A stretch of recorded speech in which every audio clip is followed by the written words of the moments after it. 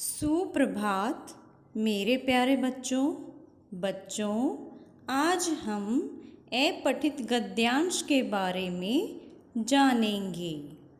बच्चों, अपठित का अर्थ होता है न पढ़ा हुआ और गद्यांश का अर्थ होता है गद्य का अंश, अर्थात अपठित गद्यांश का अर्थ होता है वह गद्यांश जो पहले न पढ़ा गया हो।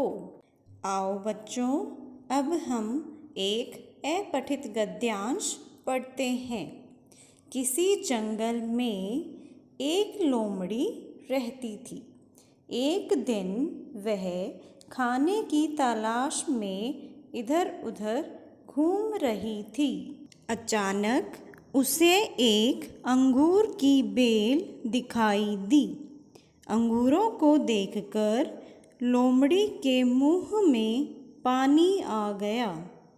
अंगूर की बेल बहुत ऊंची थी।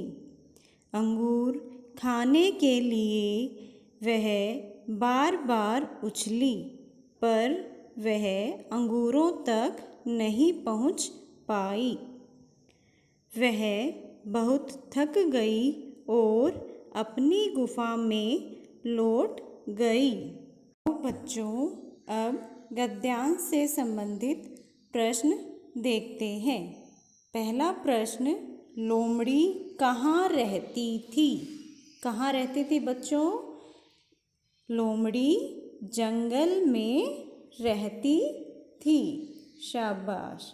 प्रश्न 2, अंगूर खाने के लिए कौन उछल रही थी? कौन उछल रही थी बच्चों?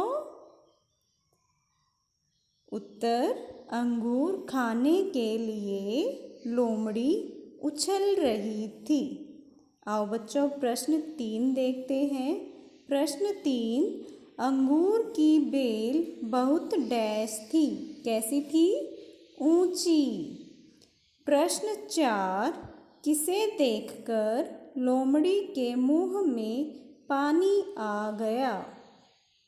उत्तर, अंगूरों को देखकर लोमड़ी के मुंह में पानी आ गया। प्रश्न 5, किसकी तलाश में लोमड़ी जंगल में घूम रही थी? उत्तर, खाने की तलाश में लोमड़ी जंगल में घूम रही थी। धन्यवाद बच्चों।